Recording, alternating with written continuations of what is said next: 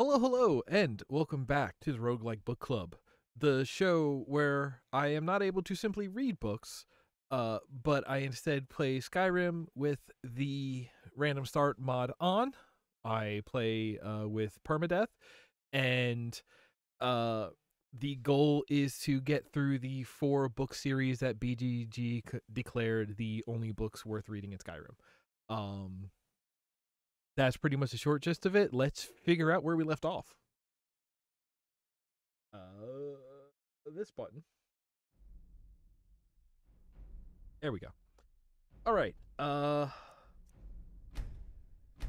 Yeah, let's just pick up. I don't touch this game in between. Oh, right. I leveled up and then never leveled up. I still don't know if I'm bad or good at this game. Always more. Our hero claims a warrior's heart. Right. I tell you, the dragonborn comes with a voice-wielding power of the ancient Nord art. Believe, the dragonborn comes. It's an end to the evil of all Skyrim's foes. Beware, the dragonborn comes. For the darkness has passed, and the legend yet grows. What's up with you? You'll know By the blade or by dragonborn's spell. come. If you want it dead, if you change your mind, seek me out here. The blade can be asleep. Oh, yeah. Go ham, lady. But deadlier still is the one who wields both. Right. Okay. So we are in a town. Wait, no. Map is... No, you hit B, then you go down to map. Hey, Rue. Okay, we're in the Winking Skeever. In... Oh, Solitude. We're in Solitude. Okay. All right. We finally did it. Right, we made it to Solitude, and I said, let's find a bar. And we're in a bar because in a bar or a pub or whatever, you talk to the barkeep and you learn rumors. I think I can. Welcome to the Winking Skeever, friend. Oh, coffee. We're waiting on coffee to brew, actually. Yeah, why did you call it this terrible thing? Well, as it turns out, I had a pet skeever when I was a boy, and he used to wink. Okay. I thought so. I've heard Jari Raz hanging around the Wells district, looking for new blood to hire. Okay. I think the Bard's College might be looking for recruits. You should speak to the head of the college, Viarmo, if you're interested. Yeah, this is the, What was it? It was something weird because People say it was there's a like, man wandering the streets near the Blue Palace. He seems distressed, but he's not making any sense. we are wearing the armor from the, like, what do you call it? Yes, they're the group who is basically the displaced indigenous people, but we have not met any non-hostile ones yet, and that's not a great look, Todd. Varnius Junius stopped by here on his way to court. He was worried about something. I'm sure Falk Firebeard could tell you what. Magic. You're on the wrong side of Skyrim. You want Winterhold. That college there, they teach it. Otherwise, you can try the Jarl's Wizard. I wouldn't, though. Okay. So I'm looking for... We're in the Winking Skeever. I'm checking my list of vague locations. I do not believe This is an ode to Skyrim's the Winking staunch Skeever is protectors, on here. the Imperials. We drink to our youth, to the days come and gone. For the age The Ragged of Flagon is on oppression here. is just about That'll be done. somewhere else. We'll drive out the storm cloaks and restore what we own. Yeah. With our blood Remember the and Winking our Skeever steel, next time we you're will footsore. take back our home. Down with Ulfric, the killer of kings. On the day of your death, we will drink and we'll sing. Are you about to start a fight, lady? Of Skyrim, and we Okay, so I haven't been paying attention because it seems like everyone sucks. Ulfric, Imperials versus Nords. Ulfric is the head of one of them? I just want to steal all this shit. Coffee is here. Coffee has been delivered. Thank you, Producer Joe.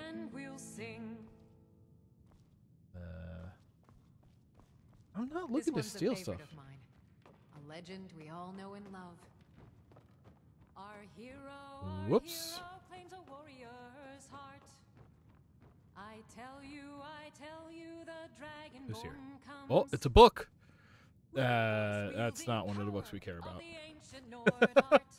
Oh, wow. Actually, there's a bunch of books here.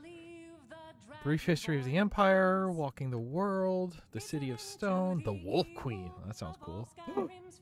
The Argonian account. We found one of the books. We found one of the books. Oh, The Winking Skeever. Yeah. Wow. But this is book 3, and we have not read book 1 and 2 yet. So I'm going to take it. Wait, I have to do that like this. We drink to our I'll just go ahead and steal that. We'll read it later, unless I die, in which case I lose it. But now I know where a place to get it. The Wolf Queen. Scourge of the Grey Quarter.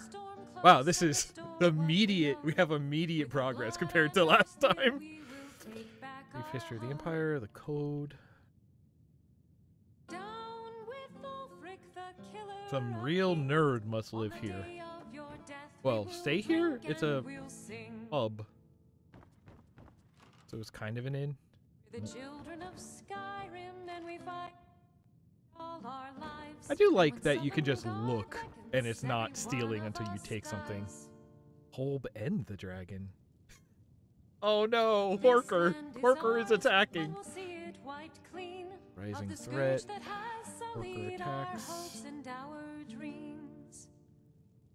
So here's the thing that I know. Some books give you stat effects. So by not reading every book I come across, I'm probably missing those. But considering I have also not leveled up yet, clearly I am not that concerned. And what if I just sort of... I just peek in these books. I do want to know about Horker attacks. Ooh.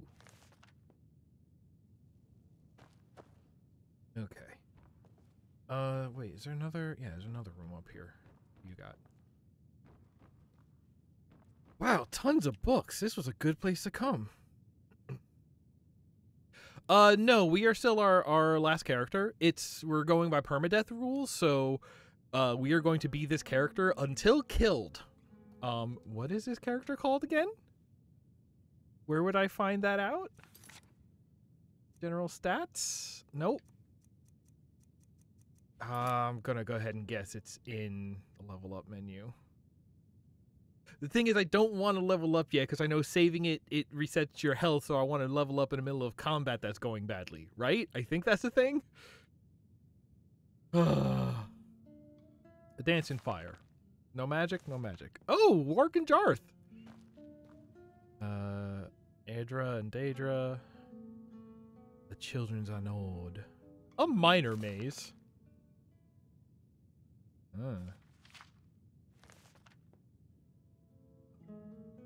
Nope, I'm doing it. Oh, the Argonian account, book 1. Yeah, on the Winking Skeever. Book 2 is not in the Winking Skeever. Nor book 4. Oh my god. We don't get the middle chapter. Oh my god. Okay. Yay! I'm going to the Black Arrow amongst Draugr. Okay, I guess it's dramatic reading time.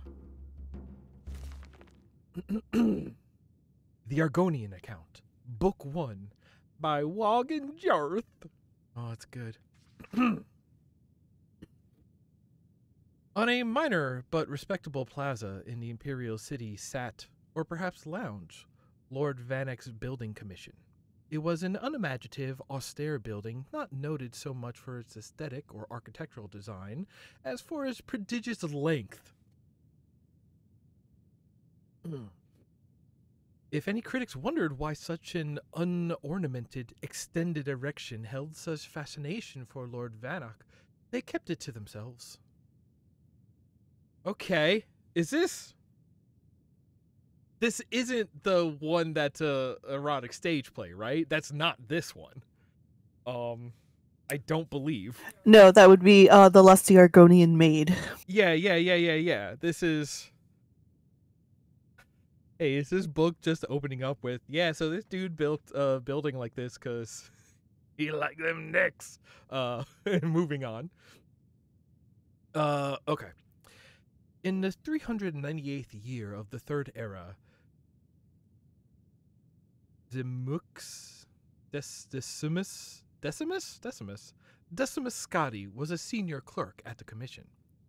It had been a few months since the shy, middle-aged man had brought Lord Vanek the most lucrative of all contracts, granting the commission the exclusive right to rebuild the roads of Valenwood, which had been destroyed in the 5-year war. For this, he had become the darling of the managers and the clerks, spending his days recounting his adventures, more or less faithfully. Although he did omit the ending of the tale, since many of them had partaken in the celebratory Anthrapa roast provided by the Celestri. God, I'm remembering why I hate fantasy shit. Like,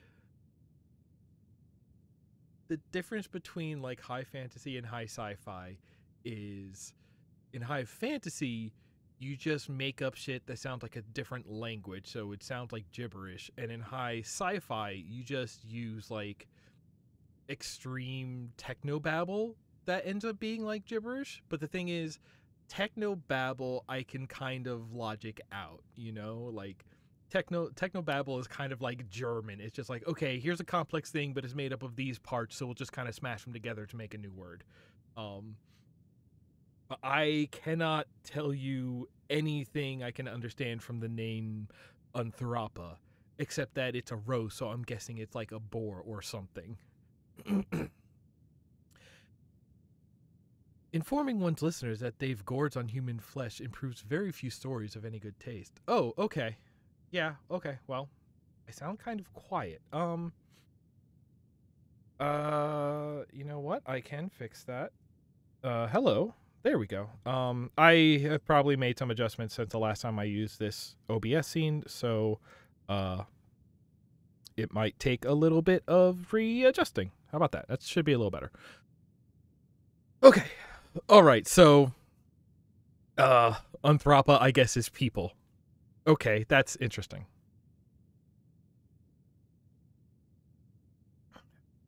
Reading the story explains the story.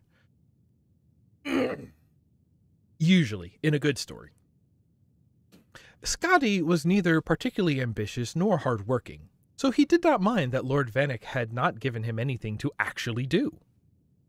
Whenever the squat little gnomish man would happen upon Damascus Scott in the offices, Lord Vanek would always say, "You're a credit to the commission. Keep up the good work." In the beginning, Scotti had worried that he was supposed to be doing something, but as the months went on, he merely replied, "Thank you, I will." There was, on the other hand, the future to consider. He was not a young man, and though he was receiving a respectable salary for someone not doing actual work, Scotti considered that soon he might have to retire and not get paid for not doing work. It would be nice, he decided, if Lord Vanek, out of gratitude for the millions of gold the Valenwood contract was generating, might deign to make Scotti a partner, or at least give him a small percentage of the bounty. Decimus Scotti was no good at asking for things like that, which was one of the reasons why, previous to his signal success in Valenwood as a senior clerk for Lord Atreus, he was a lousy agent. He had just about made up his mind to say something to Lord Vanek when his lordship unexpectedly pushed things along. "You're a credit to commission," the waddling little thing said, and then paused. Do you have a moment free on your schedule? Scotty nodded eagerly and followed his lordship to his hideously decorated and very enviable hectare of office space. All right, how much is a hectare? Is that like half an acre? Is that like a quarter of an acre? Are you already looking it up? I hear from across the room. Yup. An acre is about 0.405 hectares, and 1 hectare contains about 2.47 acres. Oh, okay. So an acre is It's probably smaller. hyperbole, just saying it is a really spacious office. Sure. But I want to know the extent of the hyperbole.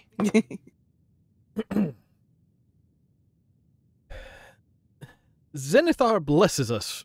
Hang on.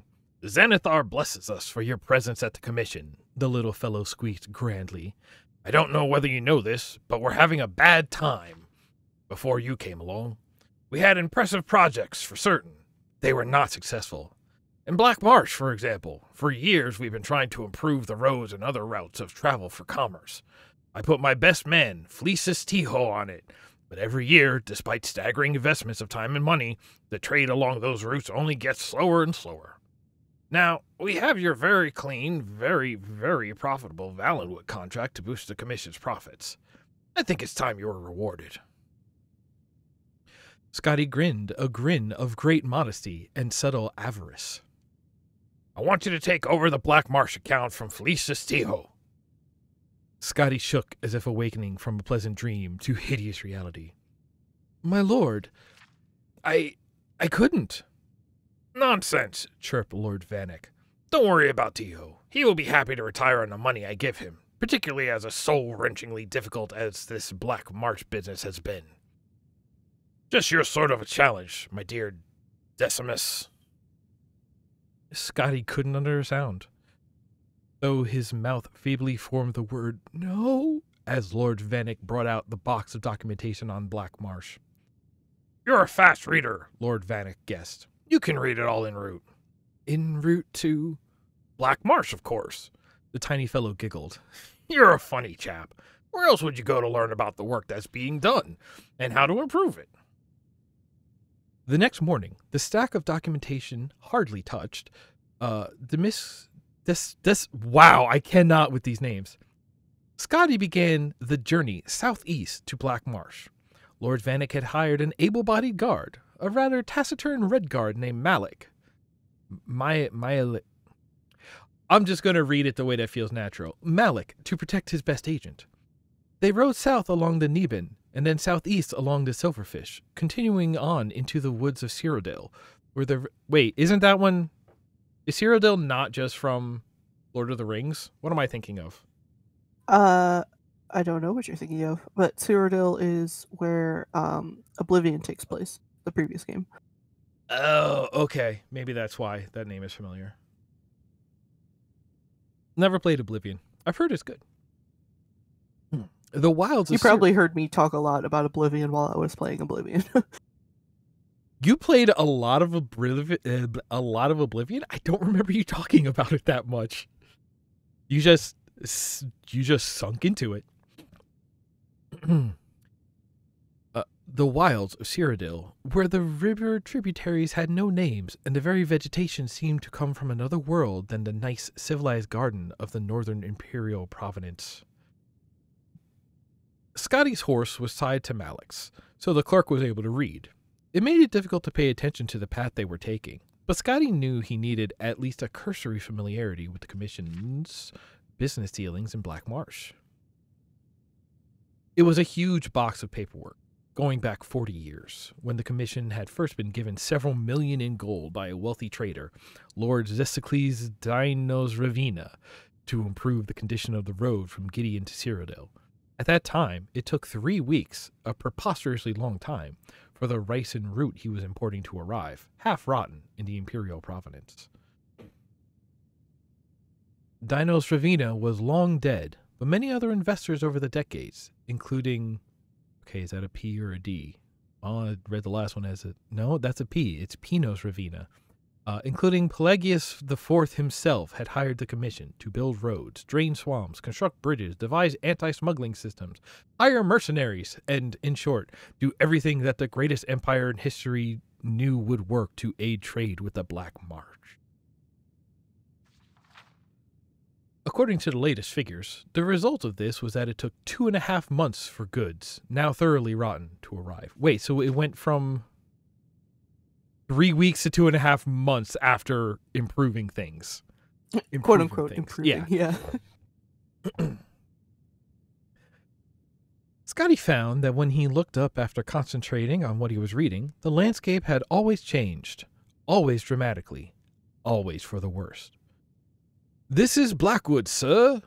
Oh no, he needs a voice. "This is Blackwood." No, what's like a who's that guy, the transporter? Jason Statham. Yeah. "This is Blackwood, sir," said Malik to Scotty's unspoken question. It was dark and woodsy, so Damascus Scotty thought that a very appropriate name. The question he longed to ask, which in due course he did ask, was, "What's that terrible smell?" "Slow point, sir," Malik replied, as they turned the next bend, where the oh my god, umbrageous? Sure, tunnel of tangled tree and vine opened to a clearing.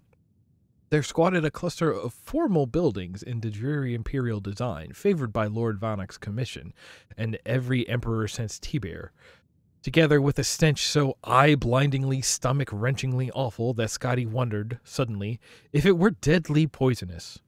The swarms of blood-colored, sand-grain-sized insect obscuring the air did not improve the view. I guess? Listen. Sometimes we all know I'm a pedant, and I believe it is sort of, in a real stressful way, a moral importance to use an accurate word to describe the situation.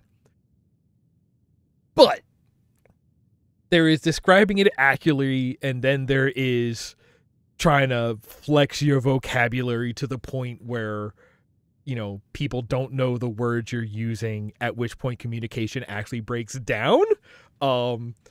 At which point you have undermined the point of using specific words. So, slow your roll, Wogan Jarth. Yeah, that's true. Like it's just like, oh, this is how this dude writes. Okay, got it. Fine. I love that this is actually becoming a book club now, that we're sort of discussing it as we're reading it. That's better than I ever imagined. Okay. Excuse me.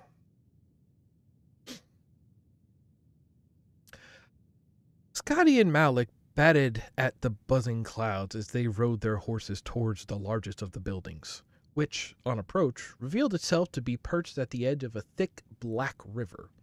From its size and serious aspect, Scotty guessed it to be the census and excise office for the wide, white bridge that stretched across the burbling dark water to the reeds on the other side.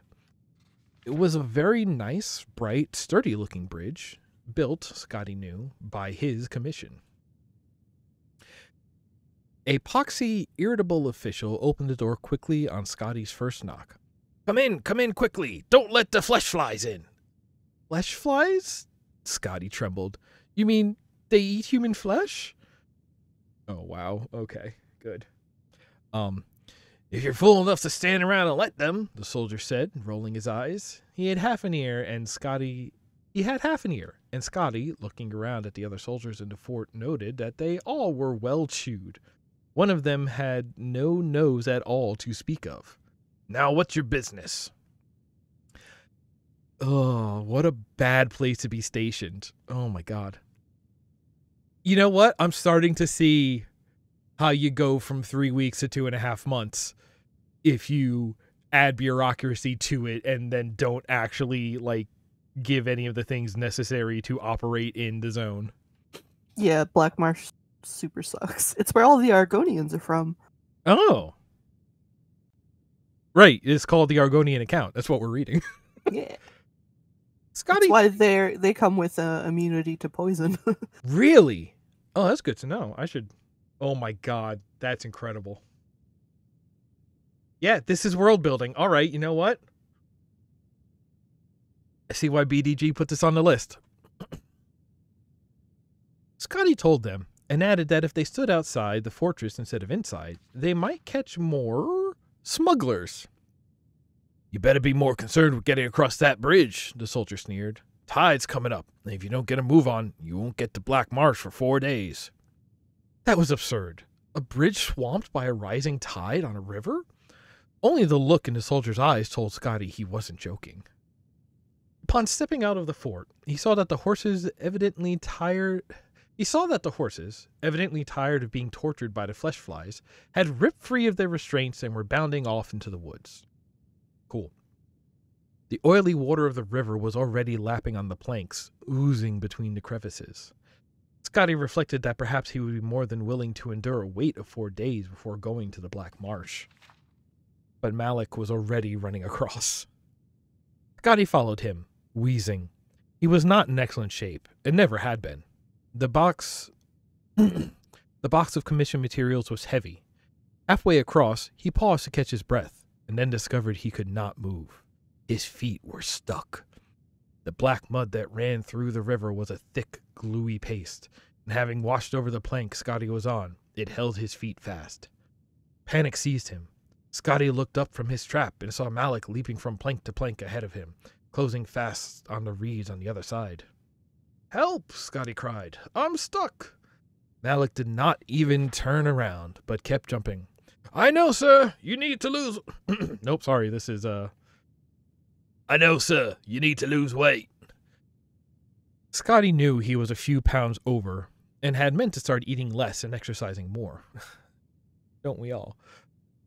But embarking on a diet hardly seemed to promise timely aid in his current predicament. No diet on Nirn would have helped him just then. However, on reflection, Scotty realized that the Red Guard intended that he drop the box of documents, for Malik was no longer carrying any of the essential supplies he had with him previously. With a sigh, Scotty threw the box of commission notes into the glop and felt the plank under him rise 1/4 of an inch, just enough to free him from the mud's clutches. With an agility born of extreme fear, Scotty began leaping after Malik, dropping onto every 3rd plank and springing up before the river gripped him. In 46 leaps, Decimus Scotty crashed through the reeds and onto solid ground behind Malik and found himself in the Black Marsh. He could hear behind him a slurping sound as the bridge and his container of important and official records of commission affairs was consumed by the rising flood of dark filth, never to be seen again. We did it! We read a book! Holy crap, we read a book. Okay, so I have a procedure for this. We just read the Argonian Account, Volume 1. And it updates. Yes!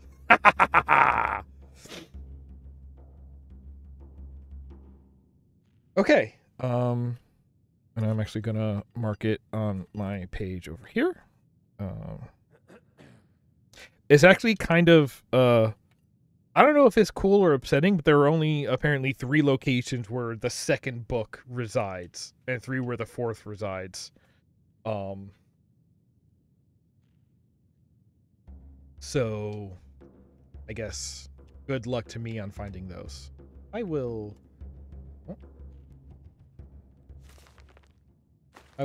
just have these. These are mine. All right. We read a book. This is exciting. Now what? Now we should go... I guess pubs are super useful places, huh? Fletching suits me. It's difficult and sometimes tedious, but a well-paid okay. All right, I guess let's wander around. We know... Oh, boy, how does this work? All right, so we talked to the guy. We got rumors. Being old's not so bad. Daughter keeps me fed, and my working days are done. My guy, you don't just look old, you look dead. Wow. Okay, if I look here, the House of Horrors. Oh, right, there was that house that told us to kill a guy. Okay, the College of Winterhold, head to the Solitude Court, investigate the man wandering the streets near a Bard College seems like a place that would have books. How do I... Here we go. I want those two. Possible employment. Kill people. Oh, wait. Four Skull Lookout. Isn't Four Skull on here? Isn't there a book there? Maybe not. Oh. Okay. Bard's College is also where we can get 1 and 3, but not 2 or 4. Okay, that's great.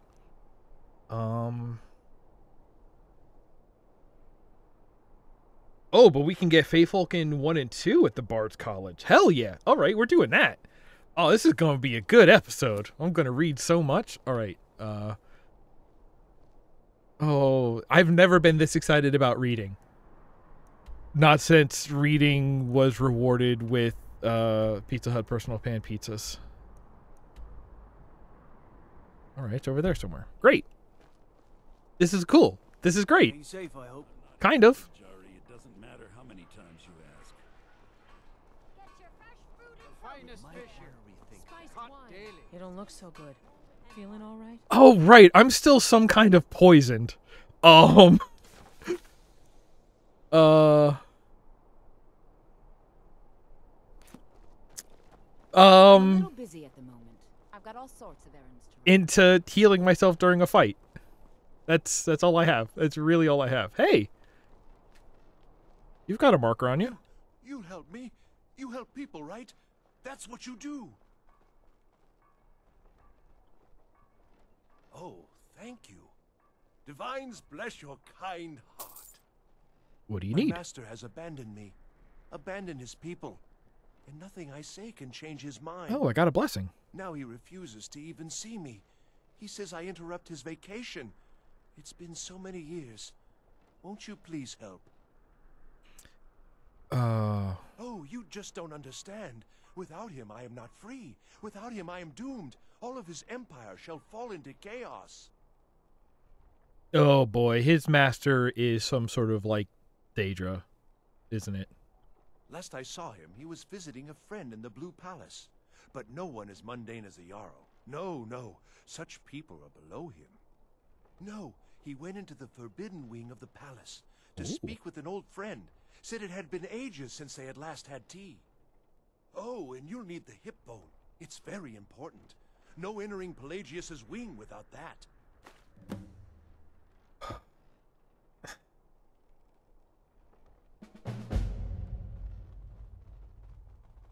All right, that does sound cool though.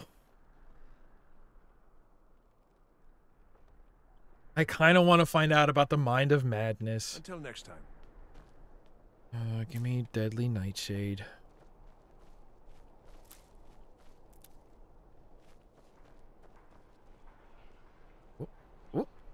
Oh, there's something in it. Yes. Yes. Oh, right, and I learned that this game has cooking. Hey, a big fancy building seems like it... No, wait. The one with the marker on it seems like it would be the Bard's College. Even though it's not as fancy. Well, okay, but then that maybe... Oh, hey, is that the Blue Palace with all the blue on it? That would make some sense. What is that? What is it, Khajiit? I'm near a sewer. Yeah. Okay. Sewer noises. Let's do it. This is exciting. I didn't know the Bard's College was here. I thought I was in Winter's Home Welcome to the dealing. Bard's Ah! College. I'm the headmaster here. How may I help you? I swear I know that voice. Always a pleasure to meet a prospective bard. You should be aware that many apply, but we accept very few people. When possible, we ask applicants to perform tasks the college needs completed. In this case, I do have a task befitting an aspiring bard. I feel like becoming a bard might actually be like fine for this character. We are a huge nerd looking for books, and bards are storytellers, oral tradition. That seems to make sense. What do you need me to do? Elisif has forbidden the burning of King Olaf, a festival put on by the Bard's College. We need to change her mind. To convince her, I want to read King Olaf's verse, a part of the Poetic Edda, the living history of Skyrim. Unfortunately, the verse was lost long ago. And that's where I come in? Yes, according to Giraud, our history's keeper, the portion of the Edda dealing with King Olaf might still exist in Dead Man's Respite. I need you to retrieve the poem. Isn't that where we started this run? So, what is the Poetic Edda? I think Giraud here would give you the best explanation of both it and the history of King Olaf's verse. You should speak to him about it. Why did Elisif forbid the festival? As you may be aware, Elisif's husband, High King Torig, was recently killed. Elisif mourns her husband deeply, and she feels that a festival that burns a king in effigy is distasteful. I tried to convince her the festival is many centuries old and celebrates solitude, but I need proof. I believe King Olaf's verse will provide that proof.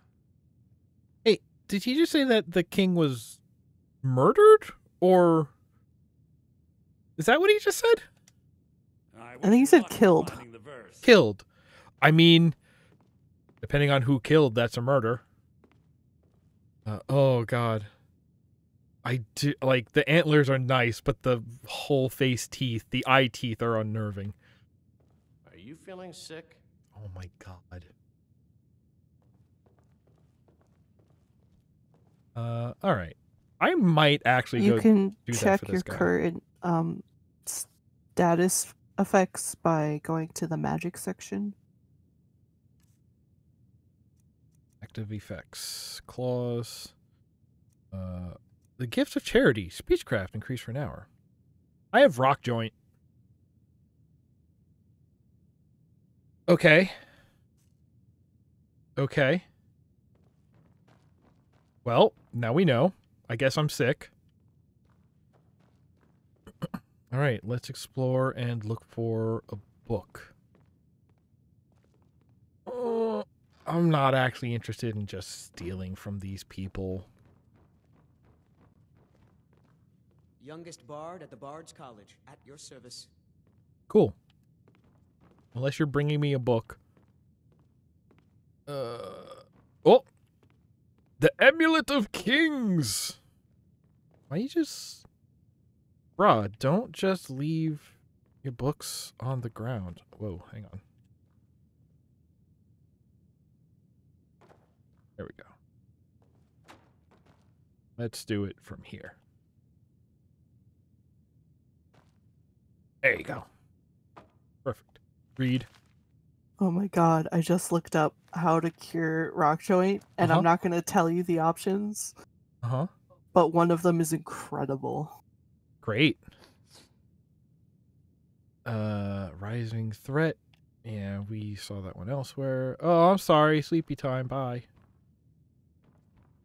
I just put a book away. Am I just like a wandering librarian? Is that what this character is? Here we go. Now, this is a fucking library. This is Folly. Closed door. I might be taking these books. Oh boy, somebody's here. Okay. The Windhelm Letters. The Firsthold Revolt. Invocation of Azura. Harvesting Frostbite Spider Venom. Didn't I look at this? Uncommon Taste by the Gourmet. Taking first step on a truly epic journey, a voyage through a vast landscape of Breton food and its myriad joys and wonders. Myriad? Mirian. Songs of the Return. Amulet of Kings. Wow, everybody got a copy of this, huh? Fucking paperback. Brief History of the Empire. Miss of Shiogorath. Dream of Sovngarde. Cake and a Diamond. Man, there's Fucking hella books in this game. Wow. The Walking the World, The Black Arrow, A Dance in Fire, Rising Threat, Wabbajack. Yo, they got a Wabbajack in here.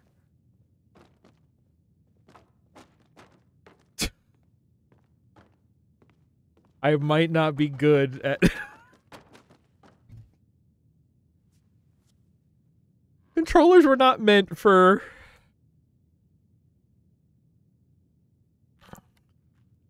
fine precision bookkeeping.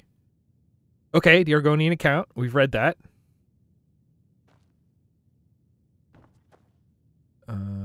Well, oh, we got more books.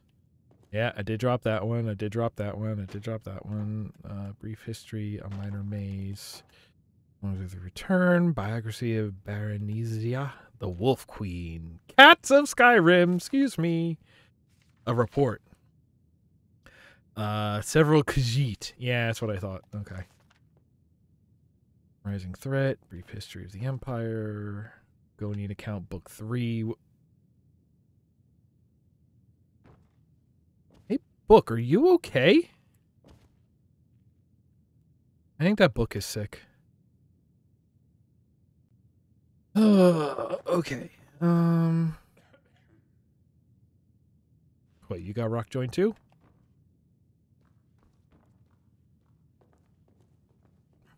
Rock Joint is a sort of not asthma, not arithmetic. The one with your joints. Arthritis. Arthritis, thank you. Potion of lasting potency. Whoops, I did not mean to. Well, it's mine now. Vote of Malakath.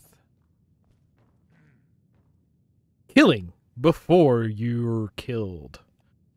That seems useful. You know what? I guess we can find out since I have it now. Was it an ingredient? No, it was a potion. Magic regenerates 50% faster for 300 seconds. So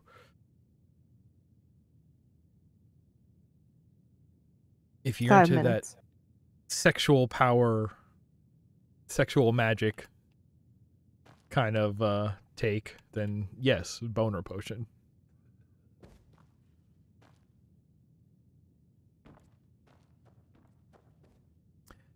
Okay, still just following the left-hand rule. I'll skip the stairs for now. Remember, being a bard isn't just about the music. Where are you? Okay, books. Oh, Fey Falcon 2. I'm hidden. I will take this. Living in Crisis. Gods in Worship. I feel like that would be useful to just like... Yep. There's a part of me that does just like want to... Oh, mixed unit tactics. I should play more Wargroove. Sea Ghost, Daedra, Nords Arise. Spirit of Nin. Oh, Heresy. This is the book that Warhammer 4K was based on. I don't know. That doesn't seem English. The Language of the Slod, purportedly written by the Second Era Western necromancer Ingasta.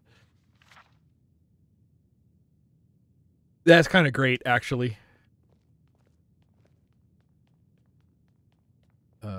On Oblivion. 8 out of 10. Great.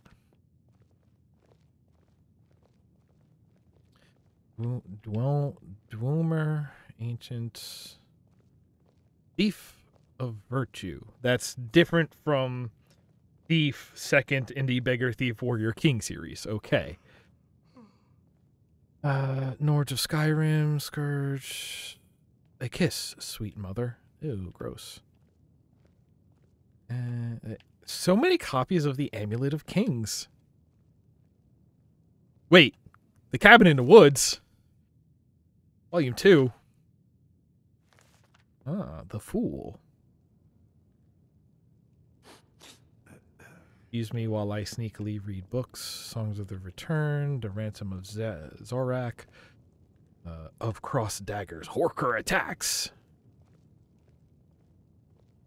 Excuse me, wandering around. These aren't books. You're not a book. Hold to Skyrim, Immortal Blood, the Song of Peleniot. Oh, wow. It's like almost the whole set. Yeah, no, that's totally like I would even take it if there was like another book somewhere that sort of helped you to translate that book, and it'd be like, yeah, no, like for now this is gibberish. Apparently an interview with Phil Fish has come out recently, and it just got me thinking about Fez again, and that idea of like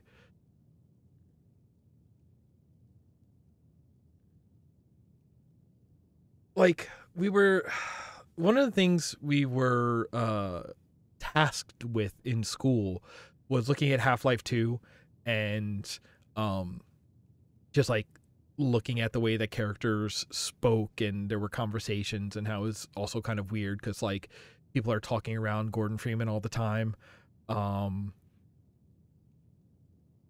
because he's a silent protagonist. But like when you play that game, like it actually made me kind of uncomfortable, because for a character who doesn't talk, everyone, while talking to each other about you while you're standing there, makes eye contact with you extremely often. It's kind of upsetting in retrospect. It's like that is, you know, kind of the exact opposite. That is when your main character is far too centered in the world, as opposed to you know, something like Fez, or even what we're talking about just happened here, where it's just like, no, this is something going on in the world that is impenetrable to you, the player/player character. You can ultimately, you know, get a grip on what it is, but it takes work and a seeking of understanding on your part, which is cool. I don't know if every game should do that, but it is always cool when a game does. I don't know if Quake needs to do that. Whoa! I'm in combat stance against these books. You know, that's usually how I approach books. Hey, folks. I have faith that turn with King Olaf's verse. Are you feeling sick? Okay. I have faith that you'll return Upstairs, with King downstairs. Olaf's verse. Upstairs. Left hand rule. Left hand rules.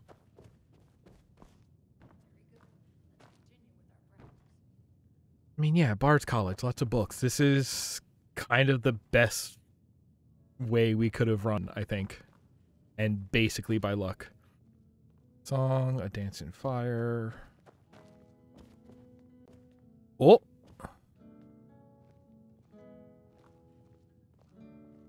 Okay, can I just... No, my mouse does not do anything. Okay, great. Oh, my mouse just sits on the screen. Even better. City of Stone, The Great War. Trials, Mystery. Ooh, Quicksilver. Why do y'all got ingots?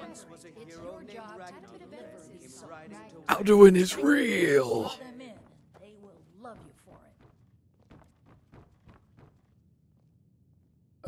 I don't even remember what I'm looking for. We're looking, Bay Falcon 1, I believe? We already picked up 2? The Woodcutter's Wife. The Madmen of the Reach. We got it! All right, everyone. Bay Falcon. Book 1 by Wogan Yarth. Joe, you were about to say something? Or did I just speak way too loud? I was just saying, heck yeah. Yeah. Is it? I can't see out these tiny windows. Apparently, Wogan Yarth is one of the most prolific and best authors in Skyrim.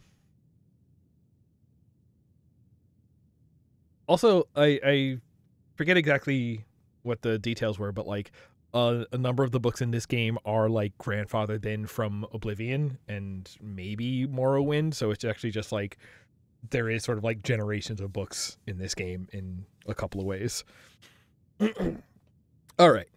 Fae Falcon, Book 1 by Wagon Jarth. The Great No. The Great Sage was a tall, untidy man, bearded but bald. His library resembled him. All the books had been moved over the years to the bottom shelves where they gathered in dusty conglomerations.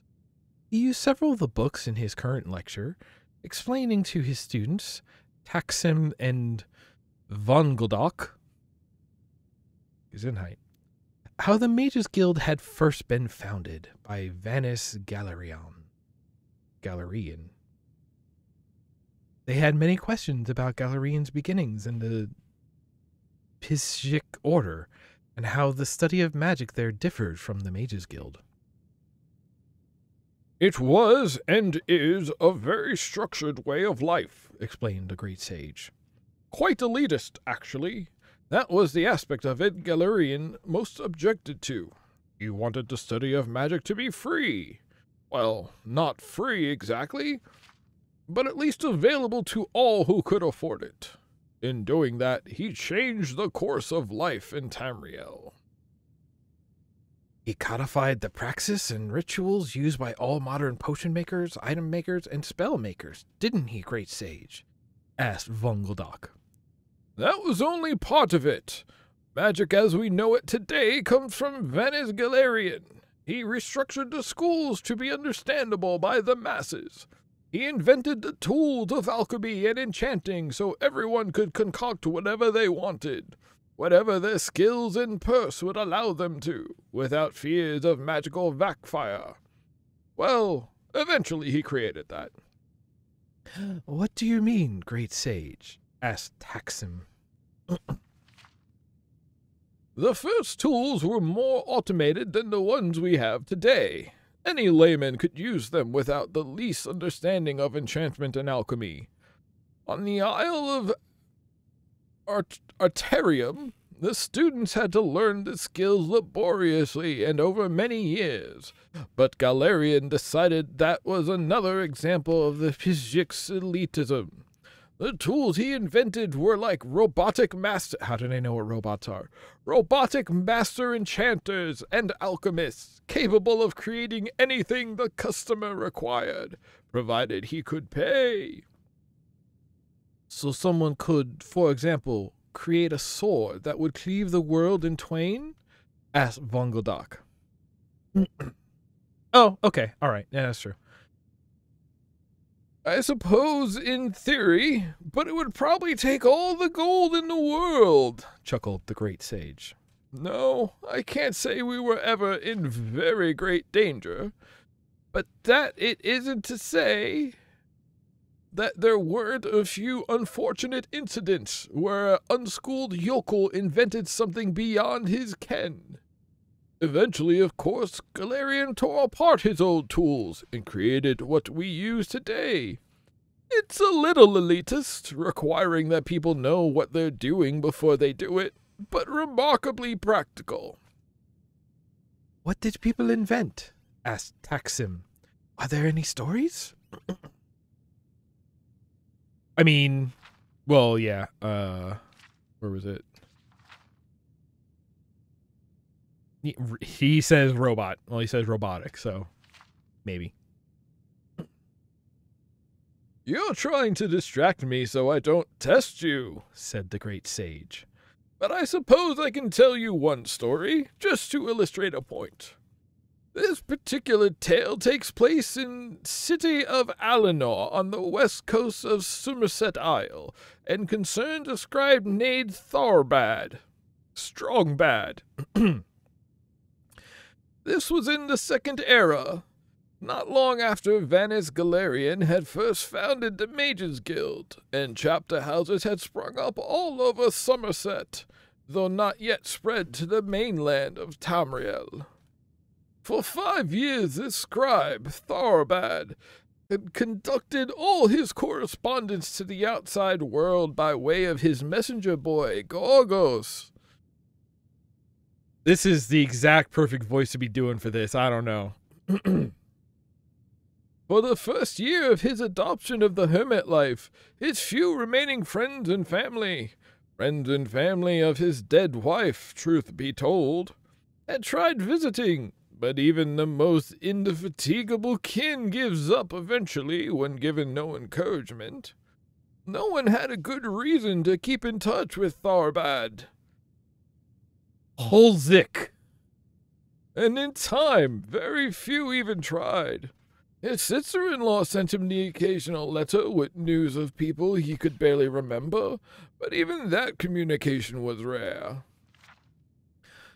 Most of messages to and from his house dealt with his business, writing the weekly proclamation from the temple of Ariel. Ariel? Like the Little Mermaid?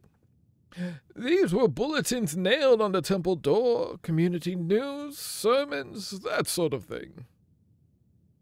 The first message Gorgos brought him that day was from his healer, reminding him of his appointment on Turdas. Thorobad took a while to write his response, glum and affirmative. He had the Crimson Plague, which he was being treated for at considerable expense. You have to remember, these were the days before the School of Restoration had become quite so specialized. It was a dreadful disease and had taken away his voice box. That was why he only communicated by script. Okay, so he's got the Crimson Plague, he can't talk anymore, and his wife died, so he's closed himself off from everyone, including friends and family. Yeah, that checks out, I believe it.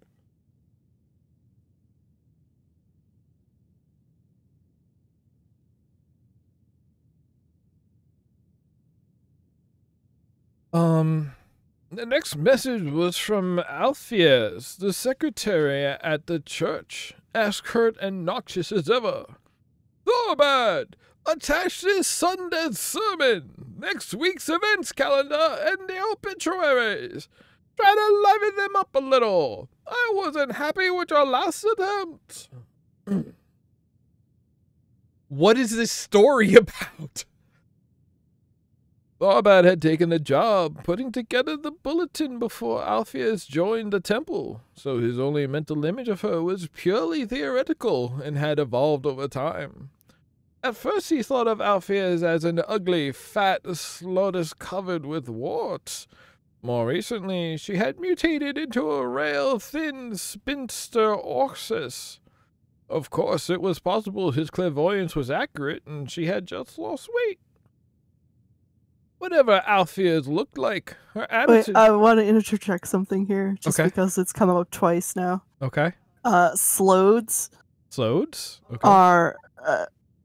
Are slugmen, basically, like a race of necromantic slugs. Okay. Gross. Okay.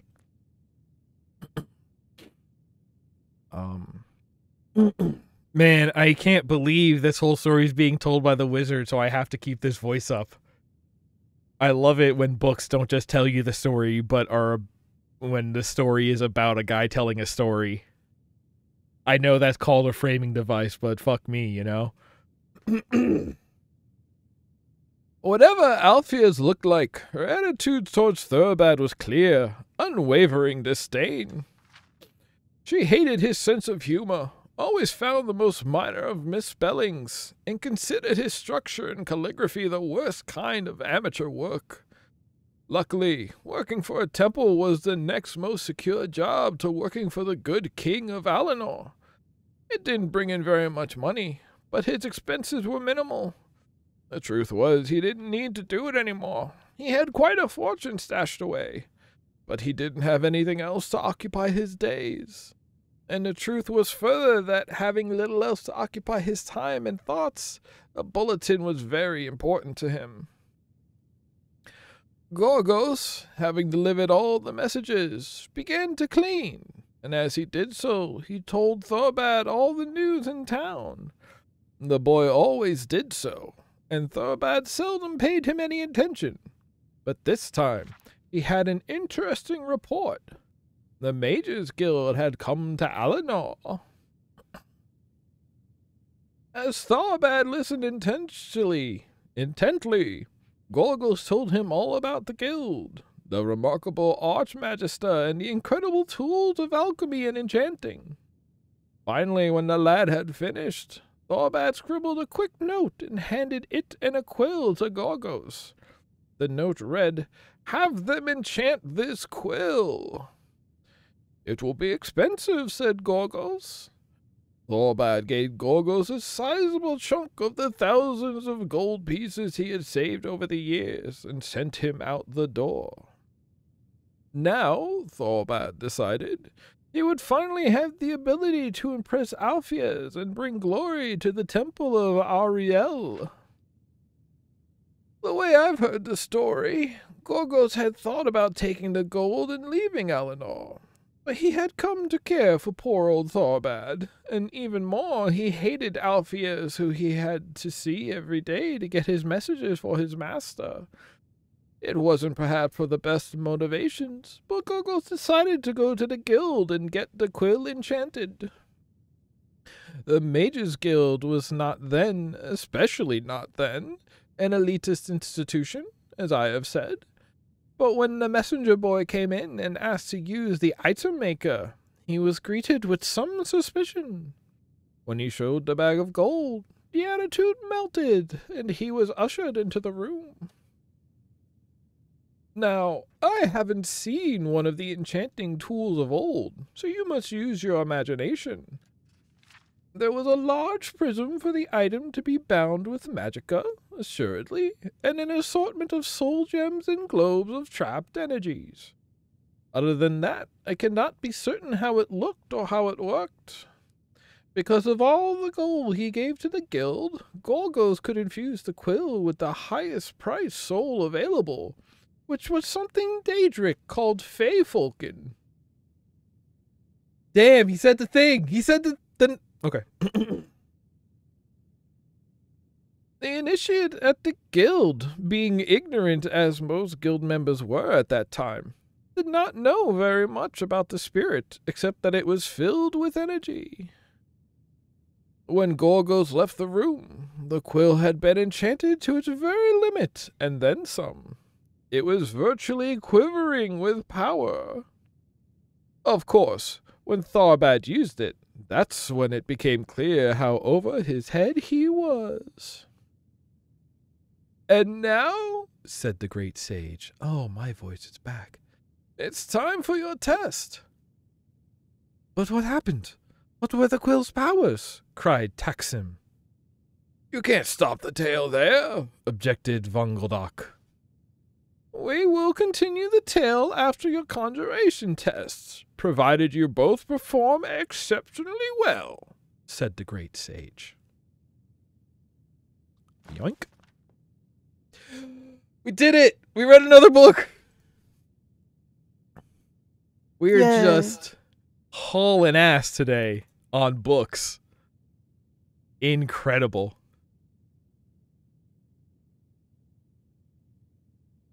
You know what? Let's take maybe 5-minute break. Just so I can give my voice a rest and refill some water and such. And then we'll be back and we'll read the next book and then probably wander around a bit more. I need to find a nice oh, that would be great. Here, this is where I would be happy to sit and read the next book. Okay, yes, we will be back in a few. Everybody, don't go far.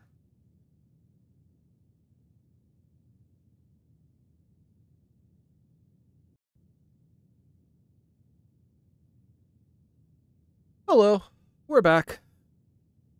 We have our little nook over here by the stairwell, and it is time to read Feyfolken Volume 2.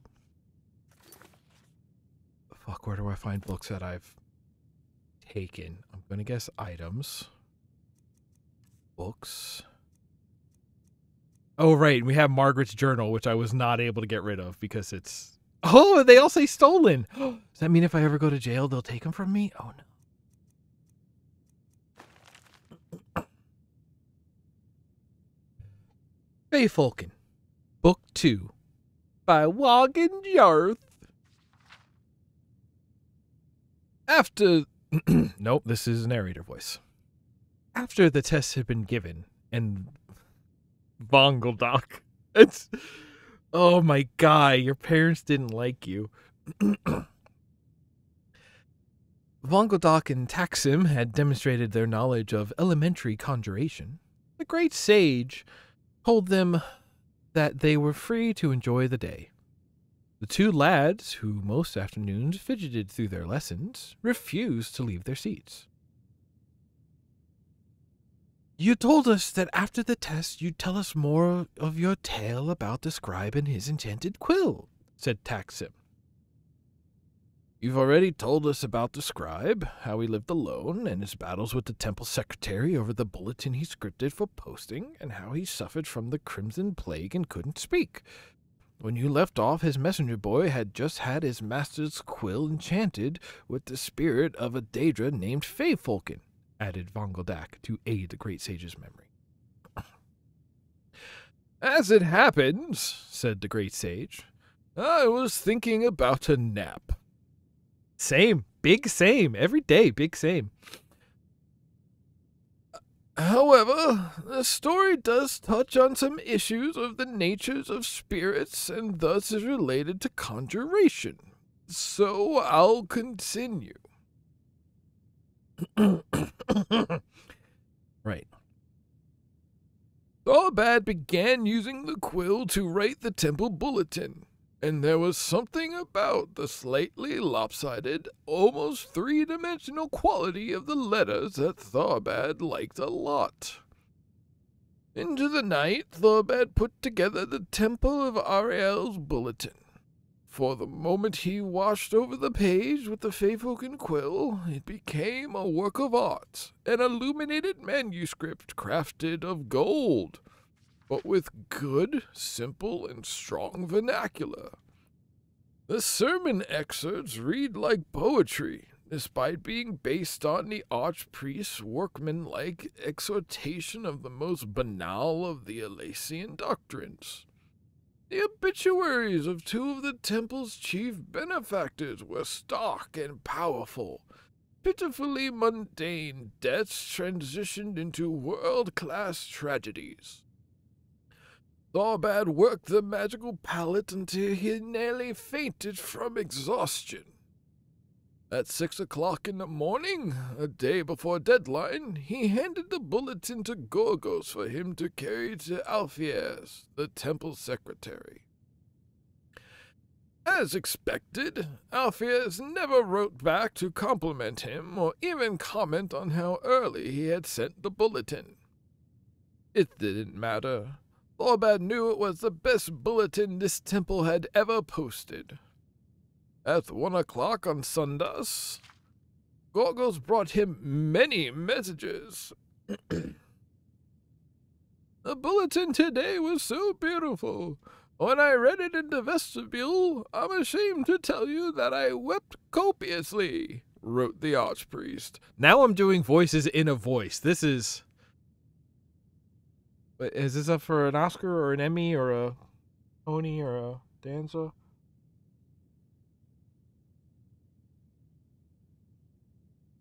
I don't think I've ever seen anything that captures Ariel's glory so beautifully before. The cathedrals of Firsthold pale in comparison. My friend, I prostrate myself before the greatest artist since Galel. That's Superman's original name on Krypton. The archpriest was, like most men of the cloth, given to hyperbole. Da-da-da-da-da-da. Still, Thorabad was happy with the compliment. More messages followed. All of the temple elders and 33 of the parishioners, young and old, had all taken the time to find out who wrote the bulletin and how to get a message to congratulate him. And there was only one person they could go through for that information. Alfiers. Imagining the dragon lady besieged by his admirers filled Tharbad with positive glee. He was still in a good mood the next day when he took the ferry to his appointment with his healer, Telemichael. Yeah, you have a tele-appointment with Telemichael. Telemed. Telemichel? Michel. Telemike. The herbalist was new, a pretty red-god woman who tried to talk to him, even after he gave her the note reading, "My name is Tharbad Holzik, and I have an appointment with Telemichel for 11 o'clock. Please forgive me for not talking, but I have no voice box anymore." "Has it started raining yet?" she asked cheerfully. "The diviner said it might." Tharbad frowned and shook his head angrily. Why was it that everyone thought that mute people liked to be talked to? Did soldiers who lost their arms like to be thrown balls? Damn. It was undoubtedly not a purposefully cruel behavior, but Tharbad still suspected that some people just liked to prove that they weren't crippled too. The examination itself was routine horror. Telemichel performed the regular invasive torture, all the while chatting and chatting and chatting. "You ought to try talking once in a while. That's the only way to see if you're getting better. If you don't feel comfortable doing it in public, you could try practicing it by yourself," said Telemichel, knowing her patient would ignore her advice. "Try singing in the bath. You'll probably find you don't sound as bad as you think." Tharbad left the examination with the promise of test results in a couple of weeks. On the ferry ride back home, Tharbad began thinking of next week's temple bulletin. What about a double border around the last Sunday's offering plate announcement? Putting the sermon in 2 columns instead of 1 might have interesting effects. It was almost unbearable to think that he couldn't get started on it until Alfiers sent him information. When she did, it was with the note. "Last bulletin a little better. Next time, don't use the word fortuitous in place of fortunate. The words are not, if you looked them up, synonymous." In response, Tharbad almost followed Telemichel's advice by screaming obscenities at Gorgos. Instead, he drank a bottle of cheap wine, composed and sent a suitable reply, and fell asleep on the floor. I mean, we've all been there.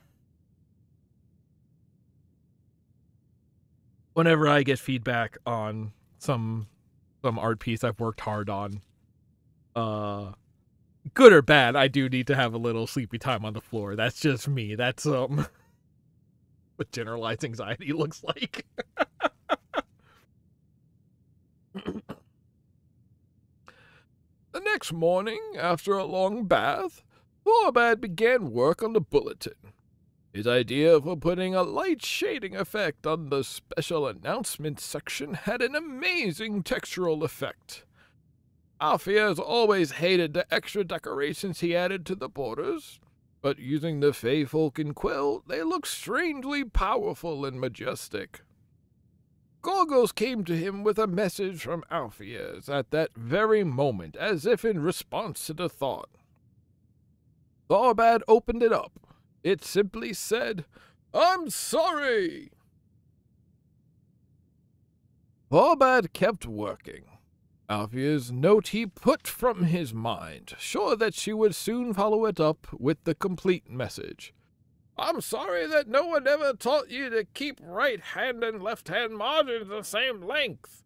Or, I'm sorry we can't get someone other than a weird old man as a scribe of our bulletin. It didn't matter what she was sorry about. The columns from the sermon notes rose like the massive pillars of roses, crowned with unashamedly ornate headers. The obituaries and birth announcements were framed together with a spherical border as a heartbreaking declaration of the circle of life. The bulletin was simultaneously both warm and avant-garde. Oh, so France exists in Cyrodiil. Or, no, this one's Tamriel?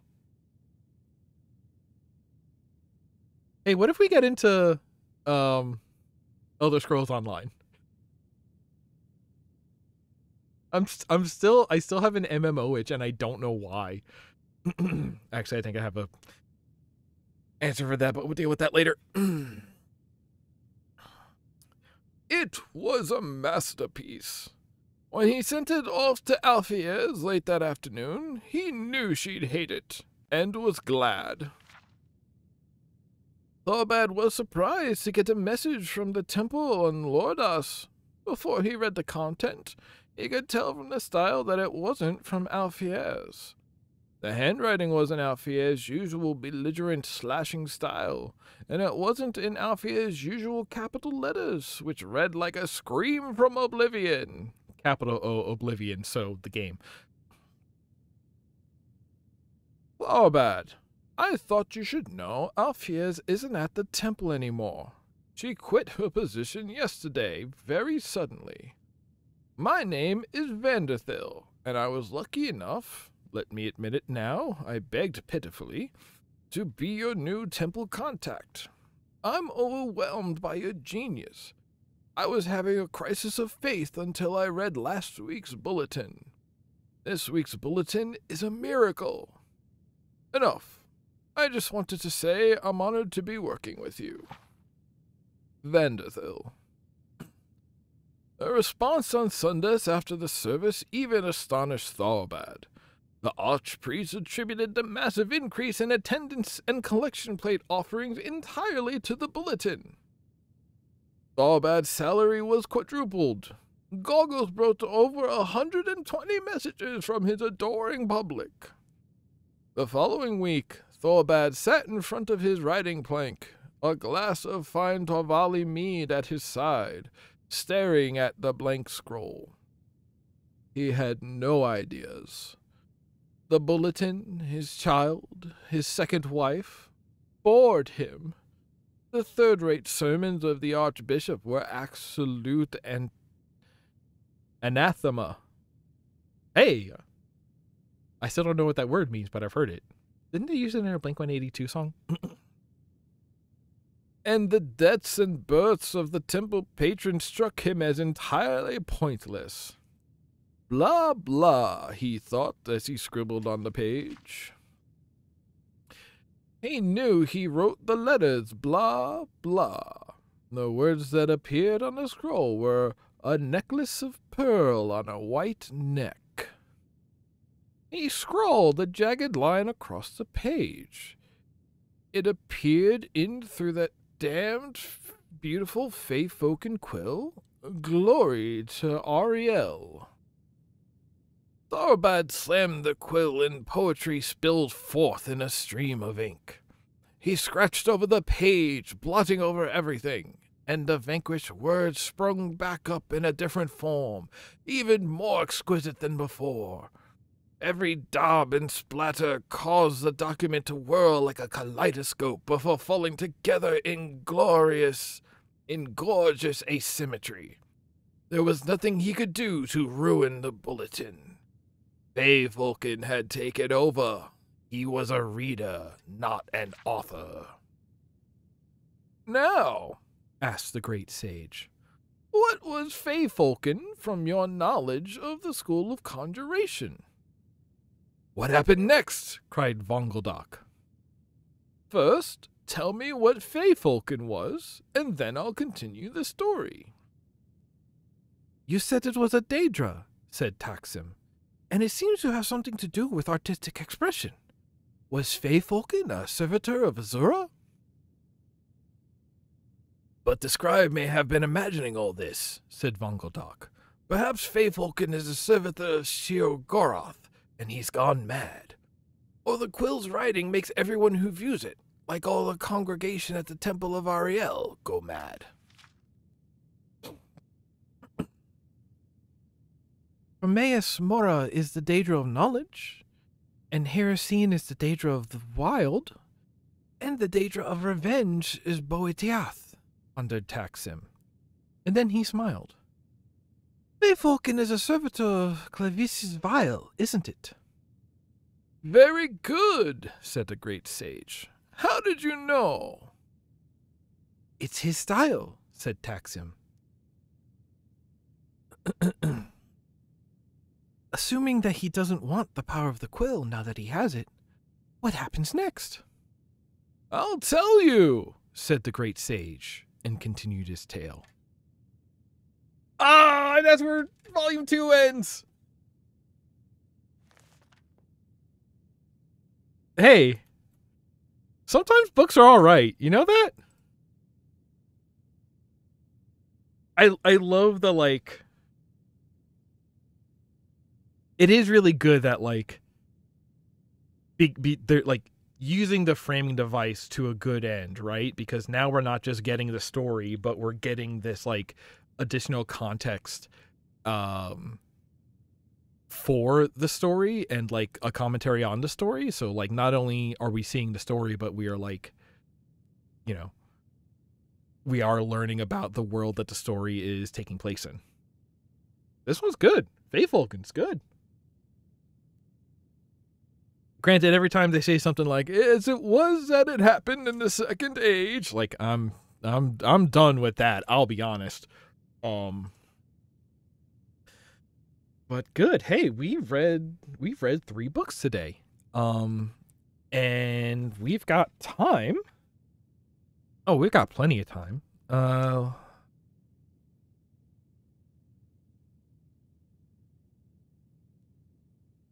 Yeah, it's just so many levels. That's why this is the only way I can truly read. This is so abstracted from just reading a book that I am finally able to accept it. Okay. So we are currently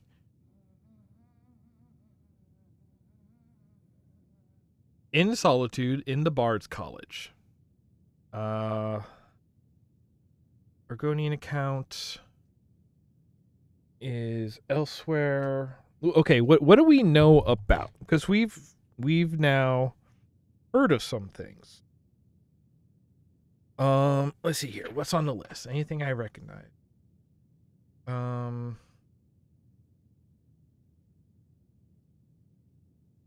Breakwind Bluff, don't know that.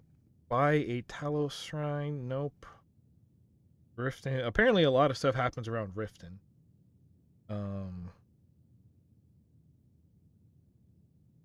What was the place that the guy just told us about? We got to go back to Dead Man's Respite. We might actually be able to just do that quest. Because if I am remembering correctly, and that's where this character started,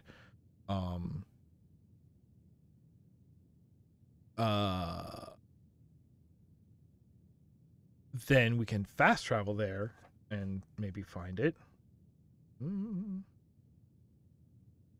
The Blue Palace apparently has more copies of Argonian Account 1 and 3.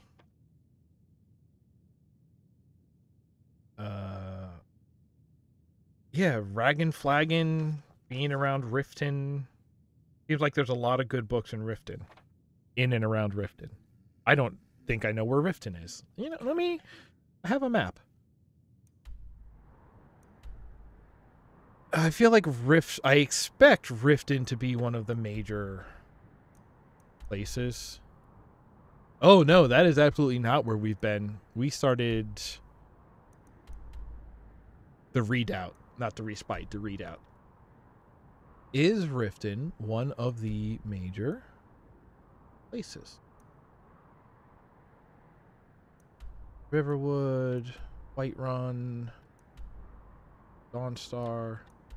There's Winterhold. Yeah, we're on the wrong side of the continent for learning magic. Windhelm.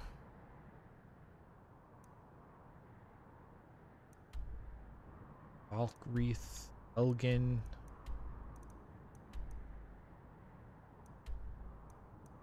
Did I scroll past it and I just didn't put my cursor on it? I think it would be cool to do some Bard College work.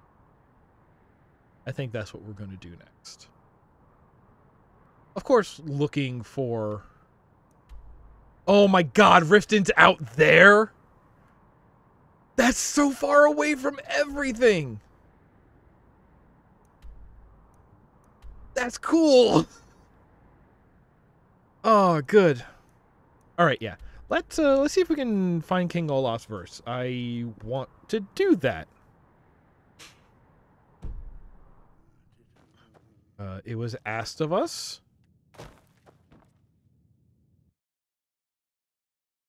Yeah.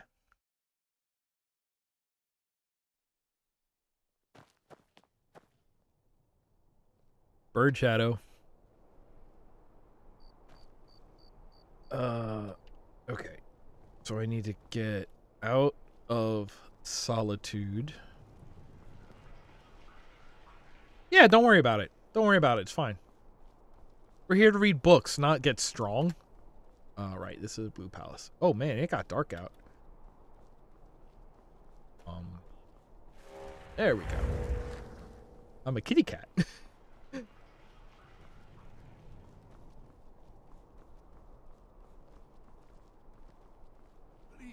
take pity on an old madman. We already talked to you, didn't we? Oh, right. I wanted to check.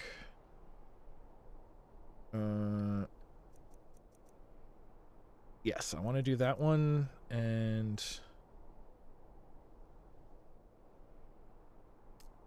I don't want that to be. I just want to deal with this right now.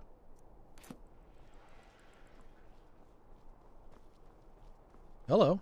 I can leave, right? You can set off that junk at bits and pieces. Okay. I don't abide fancy clothes, but you look like you might. I hear Radiant Raiments has a large selection. Wait, is this not the way out of the town?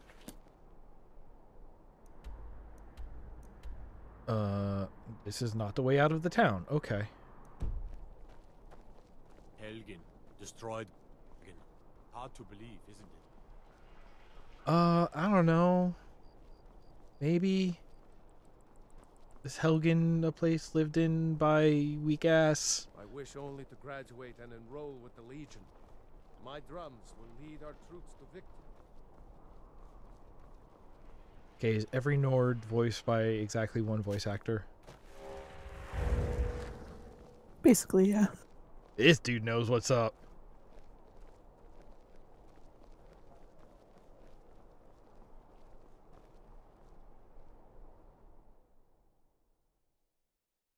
I kind of forgot that you were in my ear. Hi.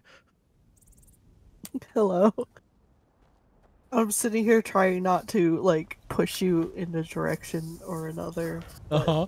Fighting my tongue so hard. I appreciate it. See, this is the great thing, though, is I know I am playing this in multiple ways that everyone else just feels is wrong, and that's the joy I get from it. It's not even that I feel that you're playing it wrong. It's just you have certain quests that I really want you to do. Oh, yeah? Yeah. But I don't want to, like, push you in a direction. I mean, honestly, like, I wanted to do the book club part as a stream just because it's very, like, very clear goal, which means it would have, like, a good endpoint, whatever.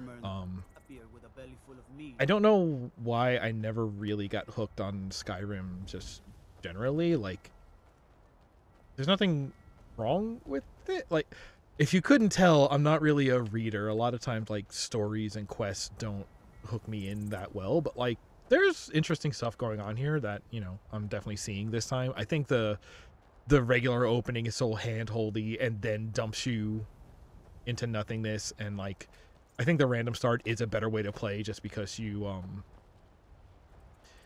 run into some of that random stuff that is a real hook so quickly. You've managed to just pick up some of the wilder quests as well. Really? That makes sense.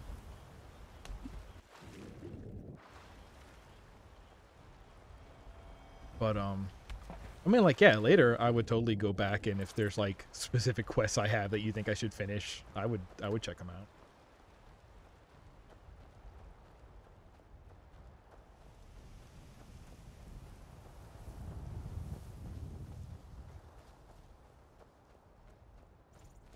How much Skyrim did you play? Because we've already been talking that you played a lot of Oblivion, and that's the one I remember you. I know you played this, but I don't think it was nearly as much, was it? A lot. Both of them were a lot.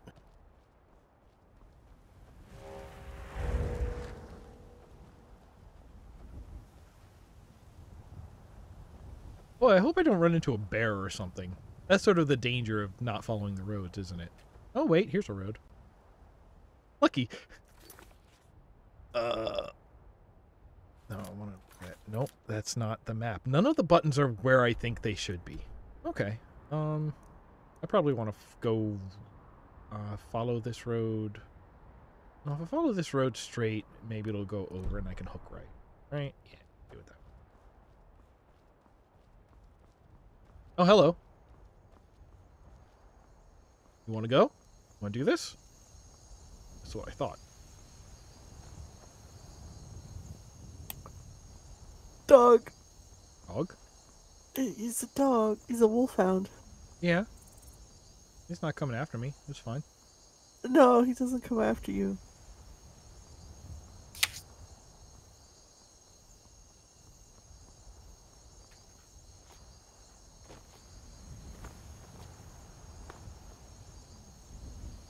I can see why, like...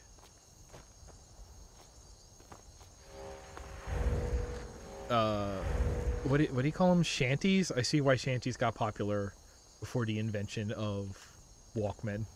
Hey, what's this place? I should stop in every place. Oh, no, I shouldn't. Whatever I was about to say, I'm wrong. What the Ow. Fine, jeez, I'm leaving. What was that? Fort Cole Bitchums? I don't think that's on the list. Or it might be. I'm still running for my life. Fort Snowhawk. There you go. Time to hook right? It's time to hook right. Perfect. Right, and how do I... There's no, like, fast swip for weapons, is there?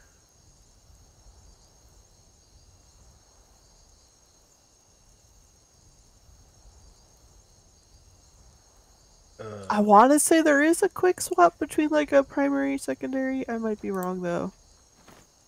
Punch.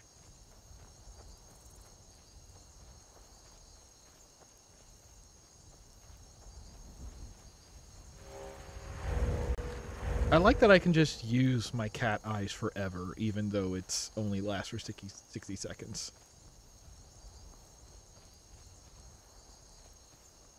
This is the nature of... It's not a racial trait, it's a species trait? Well, I guess it's a race. Where has discourse gone these days on? I believe they've stopped calling them races. That's a good start. I forget what the term they implemented in its place, though. Tribes. Uh-oh. Okay. Hey, we made it. We're at a place. Is this place... haunted by bandits? Is that the word I'm looking for? Trolled, perhaps? Bombing tool. Uh-oh. Uh-oh. Mummies. Mummy and Daddy were sleeping. I raised that guitar over my head. Meatloaf. Gonna be dinner time soon.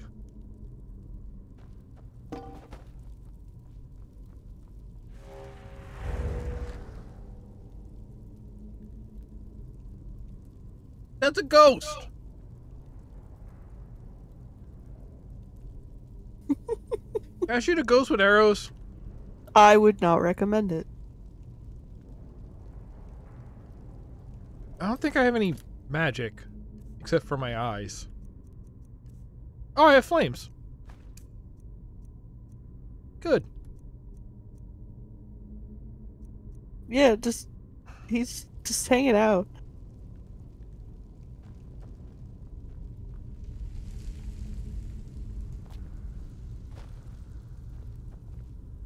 What? Alright, I touched him and he went away.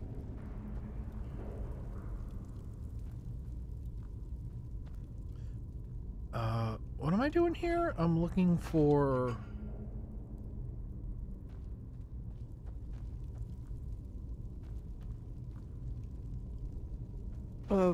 Part of a song, or part of a Edda. I knew it!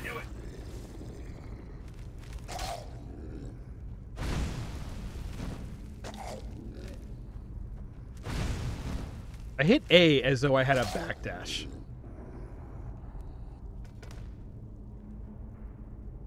What'd you have? Ooh. Don't know what soul gems do, but... Oh, hey! This is, there's a bartender looking for that, isn't there? No, that's a different one. Wait, there's more than one Dragon Claw? Oh boy. Well, this is mine.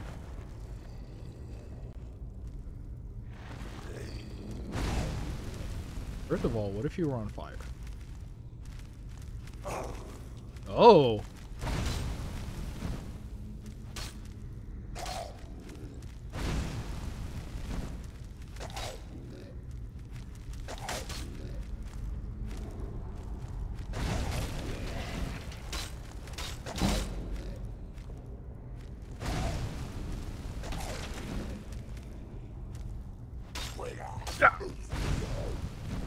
That ain't English. Okay.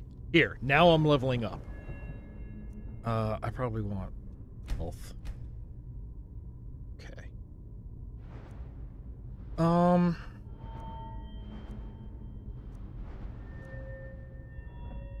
Wait, so I get... Your name is Bodega. My name is Bodega.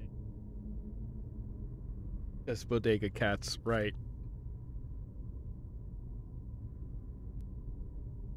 Right, okay. I don't know if I've ever leveled up in this game.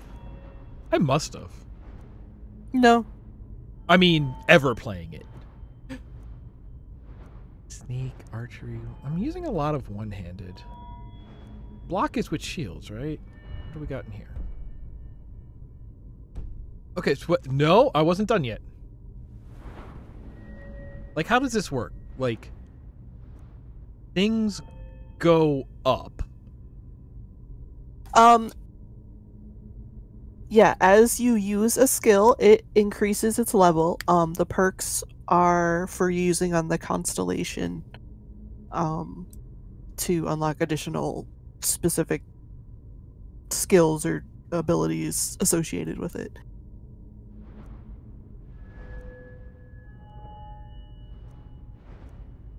So which one do I want to use?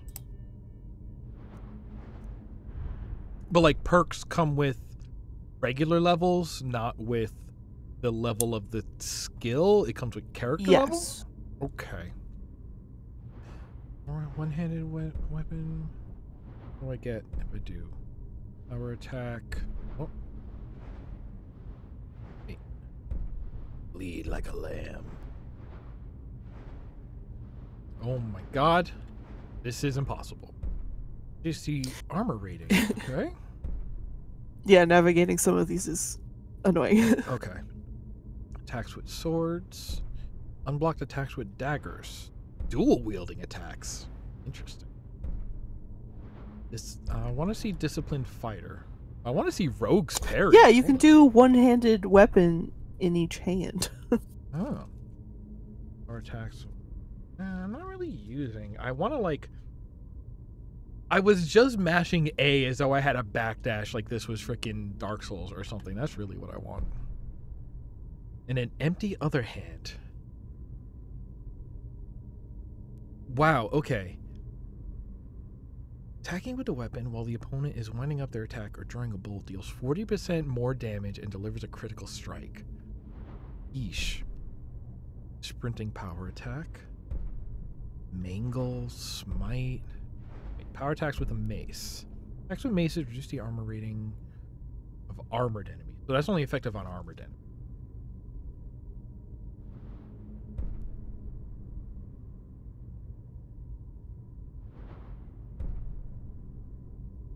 To living target. This is a game where you fight Draugr, so that seems useful.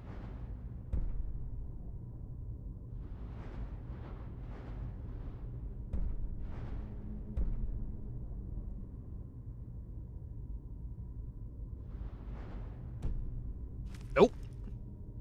Again. Tell me about blocking.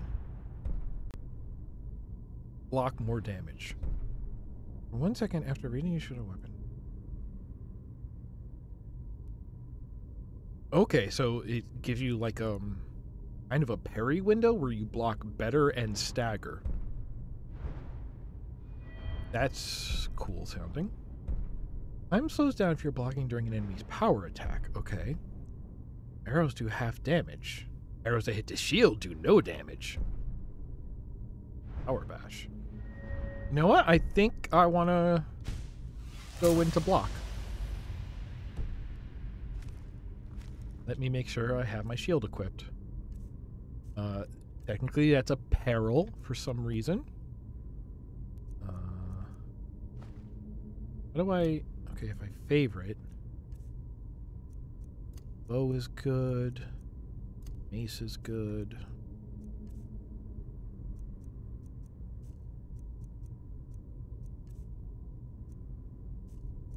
Alright, that's kind of what I need to care about, because it's either bow or shield and mace.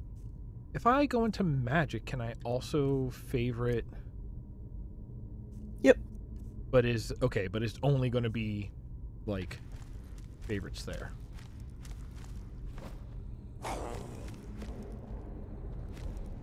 You do have a healing spell, too. Oh, good. I should do that. Alright, alright. Now we're playing video games. Now we're playing RPGs. Sword bow.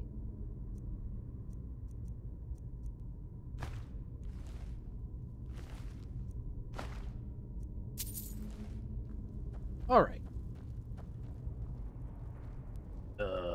Thing? That's not a searchable. Whoa. Okay. And I'm here looking for poetry. Whoa! Yeah, it checks out.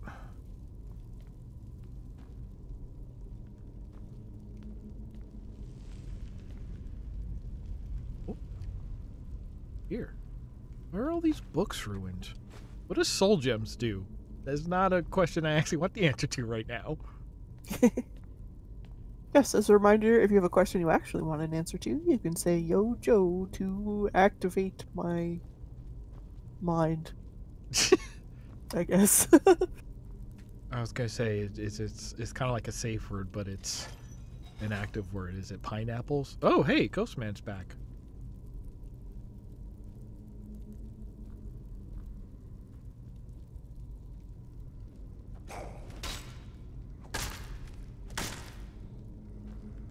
One of y'all got up, didn't you? Oh no, they're behind that door. That's a skeleton. Stop it! Oh, here comes one. Oh, it's worse!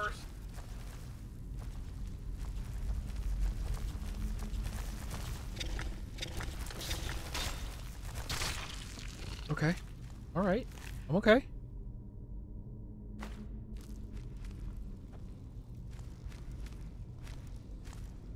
I'm not happy, but I'm okay.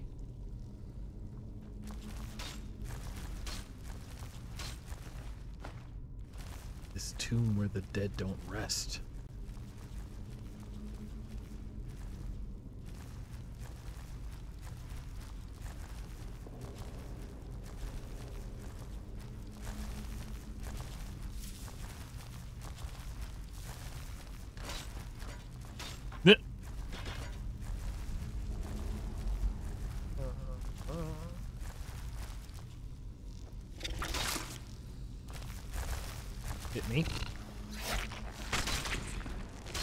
Get out of here. Oh, yeah, no problem. Oh, hi.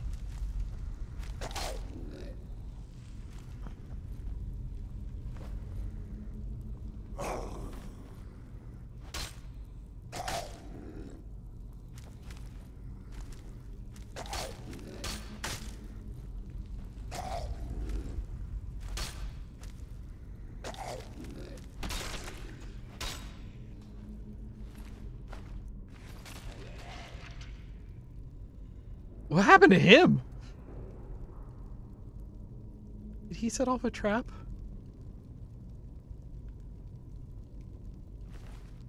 At least they all have gold. Means that now I have gold. Yeah, as you know, in fantasy worlds, over time, bones turn into gold. Uh-huh. That's why you always find gold on skeletons. Hey, quit that. Not that.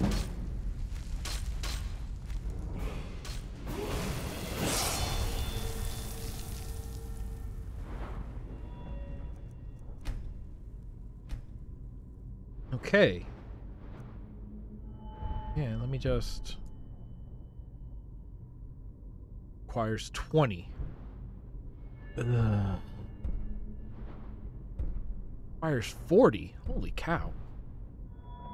Well... What can I do with destruction? Spells cost less magicka and are more powerful. Destruction projectile spell. No, I wanted, what do you call it? The one with the bow? Archery. Archery? Thank you.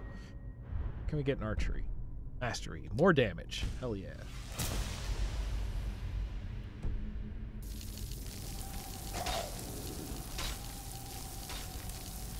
Stop it.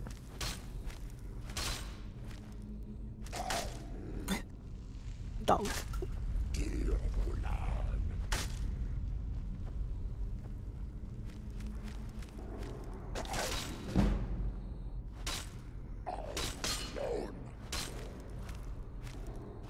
Did you want more coffee, by the way? There's a splash left. I already took it. Oh, okay.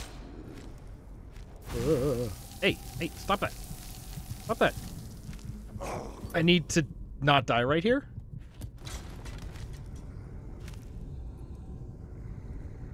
No.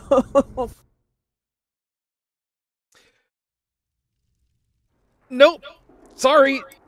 That's the end of Bodega. Bye bye, bodega. This being a roguelike book club, I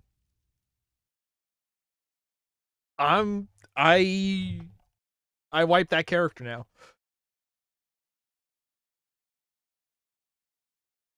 The books we have read, the books that I have checked off, totally count. But like now we're going to have to pick up a new copy of Argonian Account 3. So yes, our hey, yes.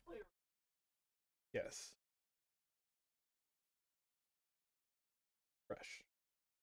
There you go. So we got Fey Falcon 1 and 2, we got the Argonian Account 1. So these are going to stay. These are unlocked. These are done. This is progress towards the end. But yeah, rest in peace, Bodega.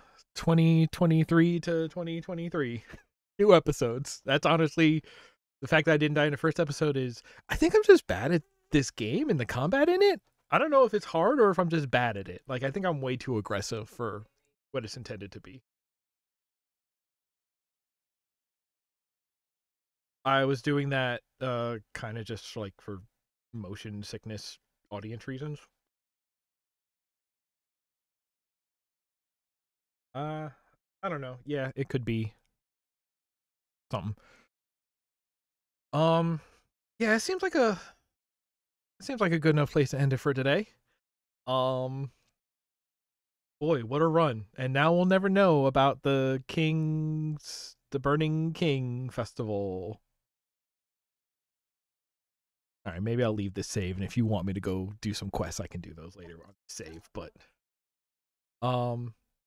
yeah, that's gonna do it. Oh, okay, then you missed the fact that Bodega just got taken out by a Draugr with ice magic, so yeah. So rip Bodega. We're gonna call it there for today, and next time we will roll a new character, and maybe we'll start closer to Riften now that we know that's somewhere where we gotta go. Yeah. Yeah, I don't know what else to say. Thank you for hanging out. I have a fun time. I hope y'all did too. And until next time, take care of each other. I'll see you later. Oops. OBS.